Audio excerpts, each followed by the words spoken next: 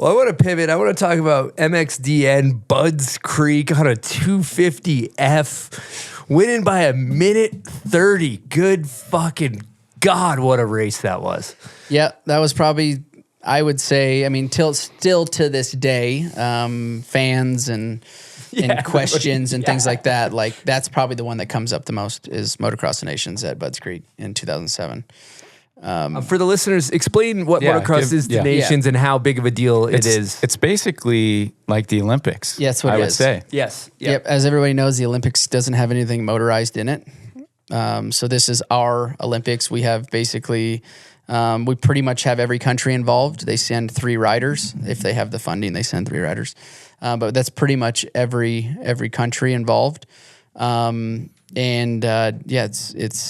basically a 3-day long event of 3. So that for us, we had myself, Ricky Carmichael, and Tim Ferry. Whew.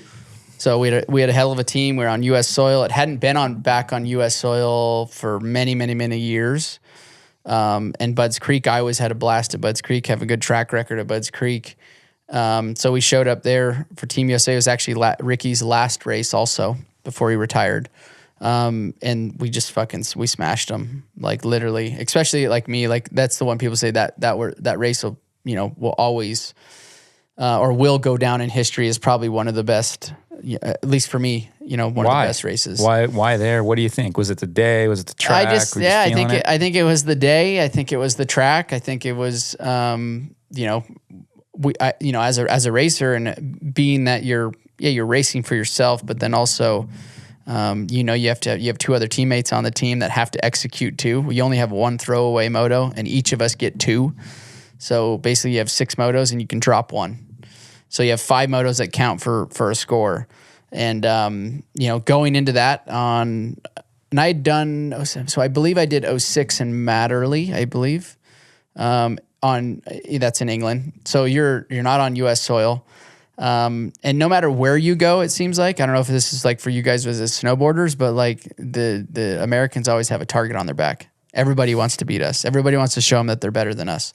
And that's the way it was. So, the pressure doing my very first MX1 in Europe was massive at 17, and then MX1 a year later on U.S. soil. It just felt more like home. I knew the track. We had the home turf advantage, and just it was I think the stars aligned a little bit. Like the way I say that is like that day for me. Like it's like I couldn't make a mistake.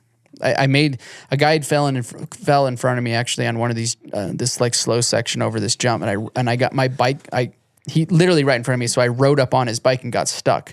But I had such a huge lead, I had the time to pull it off, get back going. But other than that, that wasn't my mistake. But like literally, it was like I was in Matrix. I could see everything happening. That's the feeling. Kind of, if I go back and try to put it into words now, like it was a perfect day.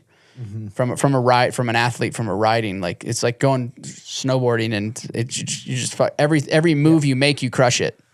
But also the fact that you're on a 250F, like racing against big bikes. I think you should explain to people that he's on a smaller bike. Yeah. Half the horsepower basically, and you blew everyone out of the water.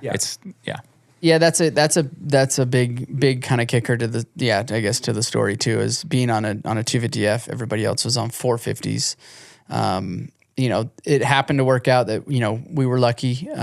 Just the way the first turn was, that's just the way the track was built. You just lined up all the way on the inside. Very first gate on the inside. Yeah. And typically the way it works is with gate pick like that, you got 2 US riders, but you have every team has 2 riders lining up on that gate at that current moment. So either we had first gate pick, but you only get to pick 1. So Ricky gave me the inside gate, and then Ricky lined like 22-ish on the outside, so much further on the outside. Now the outcome could have been different, or would have probably been different if I didn't get the inside gate, but that's just call it not team tactics, but we planned that. He's like, hey, you're on a smaller bike, you go to the inside, hopefully to get you off the gate. I'll manage myself. Obviously, I was a kid. Ricky was 26, 27, retiring, way more experienced. I can handle myself out here. You go to the inside, we'll give you the best option. And that's what we ended up doing. Ricky crashed in one of his motos, didn't he? He on did, the yeah. start? He fell in one of them. Yeah, I think the first one he did for Moto 1. But yeah, it really couldn't have been more of a perfect day. You know, the fucking crowd. The crowd was insane too, and they sold that place out. It was fucking packed. And for the listeners, people flying from all different countries. They got chainsaws Yeah. that they're Oh, yeah. revving. They got all. It's like people are sleeping in tents, like deleting beers, just getting annihilated.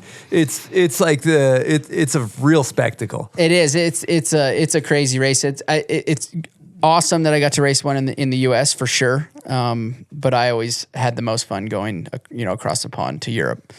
The European fans, Yep. for motorsports in general, but also for dirt bikes, they're just fucking nut jobs. Like they love it, and a lot of them, I feel like, have maybe even never rode, but it's the culture of how they were brought up in watching motorsports. 100%.